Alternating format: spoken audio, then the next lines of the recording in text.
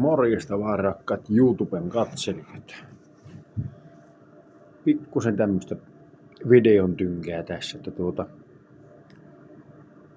joulu tulossa. Totta kai se on kinkunpaisto hommia, niin sehän piti pistää kesäkitcheni lämpiämään ja tää on kyllä ristinyt tämä riemuliiteriksi. Täällä vietetään hauskaa ja iloisia iltoja tämmösiä, niin nyt sitten pikkusen tämmöstä tunnelmavalaistusta myös tänne. Ja kinkku on ollut semmonen 4-5 tuntia rillissä ja savussa ja vähän savupökkelyä sinne kylkeen. Ja pari kertaa on tuossa kastellut sen ja omppumehua päälle, niin voi että oli hyvän näköistä. Kinkus on tällä hetkellä lämpö, niin 39 astetta vasta. Kinkussa grillissä on lämpötila 104. Että saattaa sinne vielä tovinpoikainen mennä, että se valmistuu. Mutta se haittaa. Joulu on tulossa ja eväät pitää olla sen mukaiset. Koska silloin jouluna saa syödä hyvin kaikennäköisiä herkkuja ja Pekkoa lainatekseni pyytämättä pussat. No ei vaineskaan. Mutta jotka tämä videon näkee, niin ei mitään muuta kuin hyvää ja rauhallista joulua teille kaikille ja riittää hyvää uutta vuotta. Tallivideo jäi vähän lyhkäiseksi. Siitä tuli se yksi ainut videonpätkä, mutta talli on valmis. Siellä on tehty jo pari autoremonttia. Siitä voisin käydä tekemässä pienen videon, että siinä kävi kavereita, tai pikkuveli kävi touhuamassa kaverina mulle ja sitten Hellun tyttö oli kaverina kanssa tekemässä, niin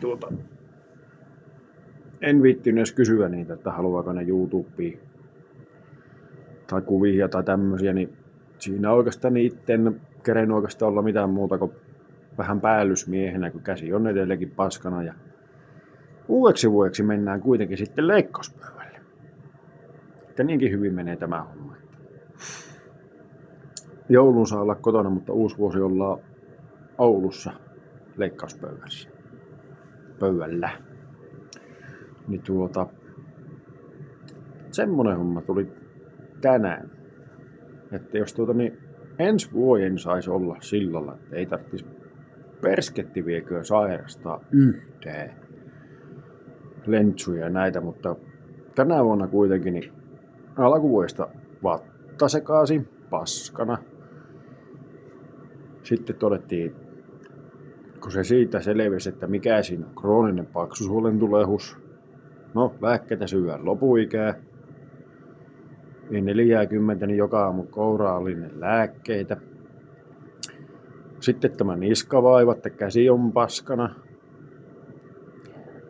Että ei se käsi ole paskana, vaan sieltä on hermorata tukossa. 3. ja 4. niskanikaman välissä on semmonen patti, mikä painaa hermoradan läjän, niin käsi vapisee, kun tekee vähäkään jotakin. Niin tässä on taas pitänyt opetella vasenkätiseksi. Itse kun on oikeakätinen, niin ei ole perkele ollut helppoa. Mutta kaikkeen tottuu. Opitaan elämään niiden kanssa ja itse olen kovasti siinä toivossa, että leikkaus menee hyvin. Että ei tule mitään konfliktia eikä tämmösiä. Ja sitten jos sattuu käymään se pahin mahdollinen, että niskaleikkaus menee keturalleen, niin siinähän se, että minusta saattaa tulla 4 raaja halvaantunut. Sitähän ei meikäläisen hermot sitten kyllä kestä yhtään. Ihminen, joka on tottunut tekemään aina kaikki 110% täysillä, tekee koko ajan jotakin, niin sitä vie liikkumiskyky. Niin sen voitte kuvitella, että mitä sitten tapahtuu, kun se ei pysty tekemään yhtään mitään. Niin toivotan, että kaikki menee hyvin. Mutta ei siinä. Nyt jäähän oottelemaan joulupukkia. Jäähän jännittää. No ei vain äsken. Ehkä vähän. Mutta kuitenkin niin kaikille vaan toivotan erittäin hyvää ja rauhallista joulua ja oikein hyvää uutta vuotta. Rakastakaa lähimmäisiänne ja muistakaa niitä.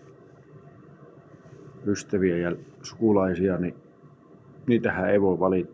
Ystävät voi valita, mutta sukulaisia ei. Mutta jotka on tärkeitä, niin pitäkää niistä huolta. Moi!